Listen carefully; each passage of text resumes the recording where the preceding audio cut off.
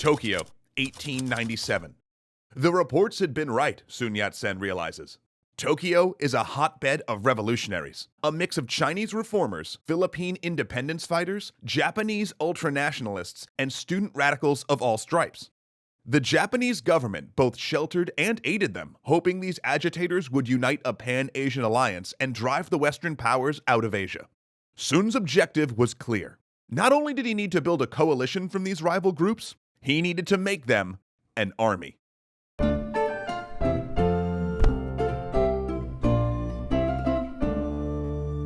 But that goal came later. When Sun arrived in Japan, he had a simple goal: gain backdoor support from Japanese politicians and use Tokyo as a base to foment uprisings in China. As he traveled to Tokyo, he'd arranged a meeting with the country's largest pan-Asianist organization. It was an underground society, with members placed at the highest level of Japanese government, particularly the Ministry of Finance. They ran off-the-books intelligence operations and aided rebel groups. Their objective? To keep Russia out of northern China, ensuring that Korea stayed in Japan's sphere of influence. They went by another name, but soon they'd rechristen themselves as the Black Dragon Society. And they were looking for someone who'd overthrow the Qing and strengthen China. Sun's contact was a wild-haired adventurer named Miyazaki Toden, who'd spent years scouring China for promising revolutionaries. Their first meeting was rocky. Miyazaki arrived early. Sun hadn't washed or dressed. Neither spoke the other's language well, and they had to draw Chinese characters to make themselves clear. It was the start of a lifelong friendship. In the end, Miyazaki passed Sun up to his handlers. The Japanese sponsors gave Sun the stamp of approval. This was their guy.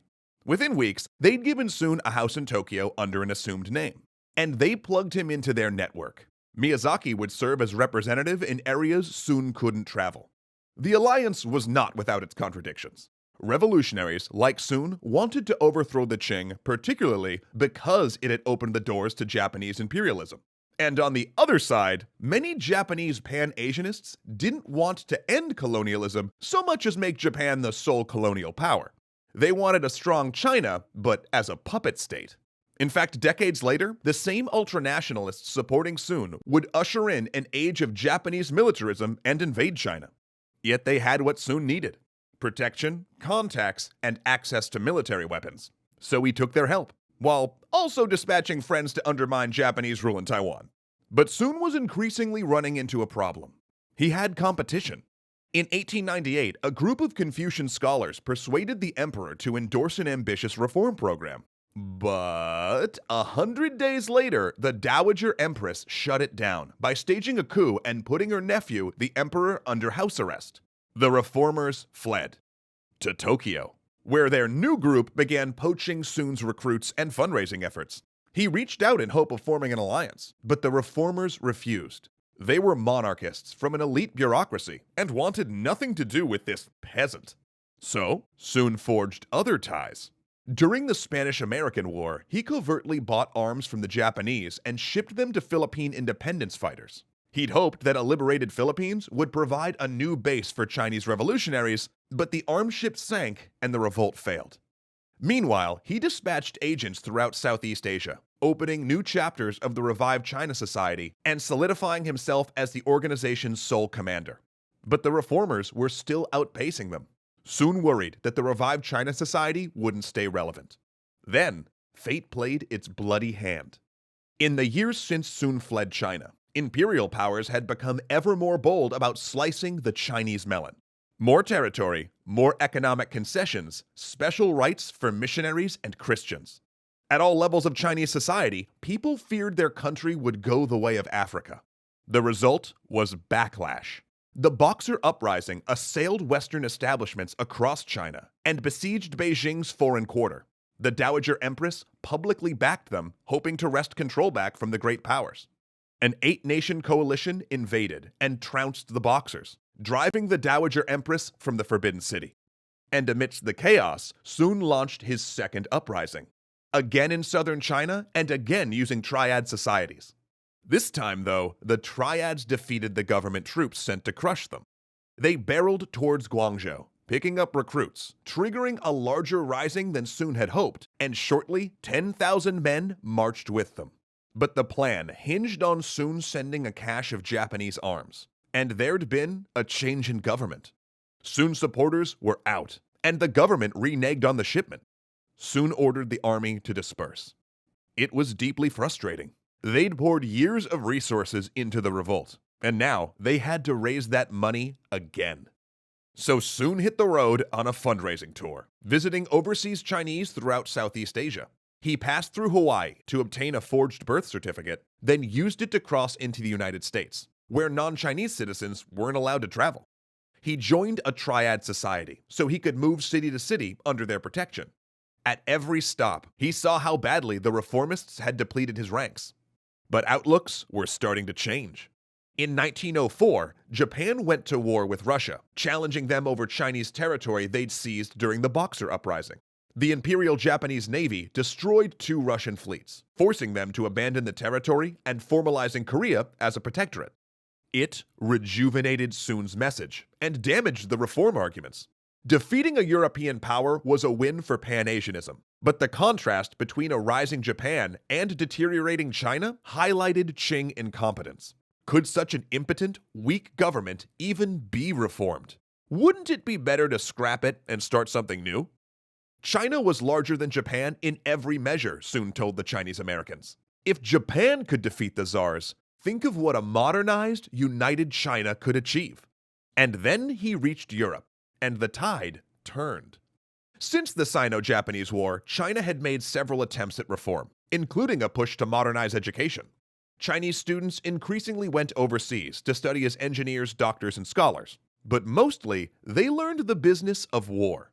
The Qing was forming a new army using German equipment and structure, sending the brightest cadets to train at elite military academies in Prussia and Japan.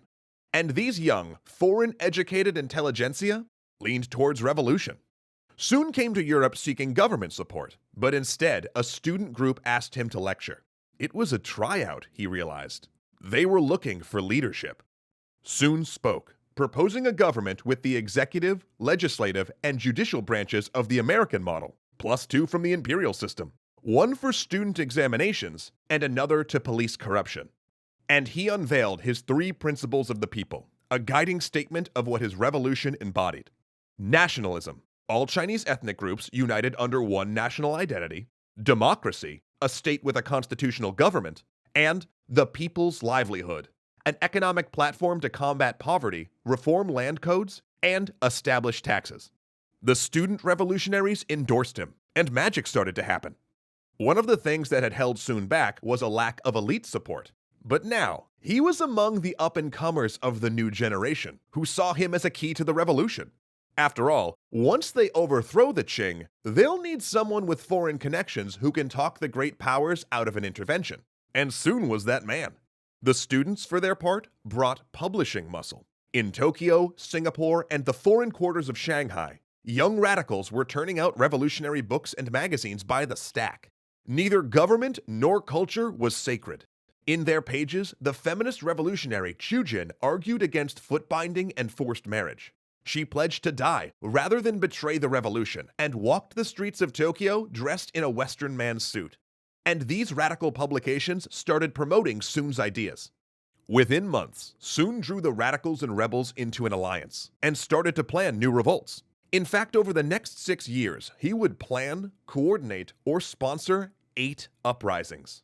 And increasingly, student revolutionaries graduated and took positions in the new army, China's modernized military force, converting other officers to their cause. And at times, even bringing whole army units into the risings. But they failed. Every single one. And it began to take its toll. Each revolt meant dead comrades, old friends and young followers, sometimes in their hundreds. After a failed bomb plot in 1901, assassins hired by the governor of Guangzhou gunned Young Ku Wan down at his desk. Days later, another of Sun's agents in Hong Kong died in a suspicious poisoning. And in 1907, the Qing arrested Chu Jin. She'd been heading up revolutionary activity in her home province, and the secret police learned her name while torturing prisoners ahead of a planned uprising. Her articles provided enough evidence for a death sentence. There were consequences for Sun as well. Fearing for their reputation, the Japanese expelled him in 1907. He moved his base to Hanoi, and when the French kicked him out, he went to Singapore. By 1911, he was banned from most Asian countries, and the organization was nearly broke. They poured almost everything into the 10th uprising. 10 failed uprisings. The kindling burned, but the logs didn't catch. Discouraged and heartsick, he went to raise more funds in the US. He had no idea that the 11th uprising was about to begin. And this time, the fire would rage.